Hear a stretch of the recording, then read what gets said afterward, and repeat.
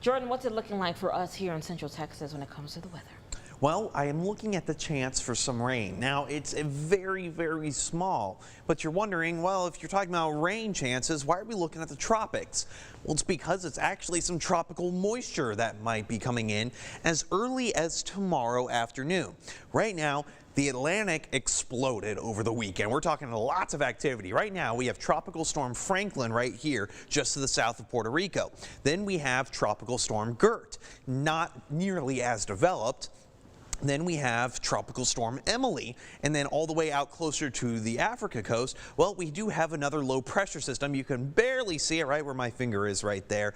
You can still see lots of activity starting to brew up. Now, over on the Pacific side, well, we're still watching post-tropical cyclone Hillary, which means it's basically just a low pressure system, but you can still see all those flood warnings along the entire Southern California region and even southern Nevada now as well, bringing plenty of rain to the entirety of the West Coast as well as the Rocky Mountains. While locally, well, I'm keeping my eye on Invest 91L. Now, this thing is expected to form into something over the next 48 hours to 7 days. We're at about 70% chance. Now, it might be a named system, it might not be. It's a little early in the season to see significant tropical development in the Gulf of Mexico, but it's moving directly west, kind of heading for northern Mexico and southern Texas. Now, we might get a little bit of extra rain from that, but we're also so far inland that chances are pretty low, but they're still there. Low, but they're still there. I'll take it at this point, considering the entirety of our region is under that excessive heat warning all the way until 9 o'clock tonight. Might be extended, might be downgraded to a heat advisory. We'll wait and see. We're talking about air temperatures today between 104 and 111. Of course, Temple is going back to school today. Welcome back, everyone. Of course, well, we're starting off with a decently warm morning, about 81 degrees. Plenty of sunshine to start off the day.